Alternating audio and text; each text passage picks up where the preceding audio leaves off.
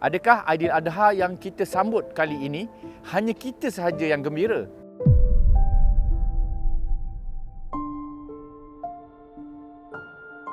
Setiap tahun, perayaan seperti Aidiladha kita sambut dengan penuh kegembiraan.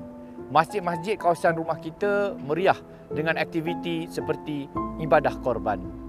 Namun, bagi saudara se-Islam kita di sesetengah negara yang bergolak, Aidiladha sajalah yang menjadi satu-satunya waktu untuk mereka dapat merasai kemewahan yang bagi kita ianya biasa saja. Kenapa penting untuk kita berkorban? Kerana di tengah-tengah konflik, kemiskinan dan serba kekurangan, ramai daripada saudara kita hanya mampu berharap pada bantuan luar yang datang dalam bentuk ibadah korban. Tak mahukah kita tengok adik-adik di kamp seperti ini menikmati kegembiraan yang sama?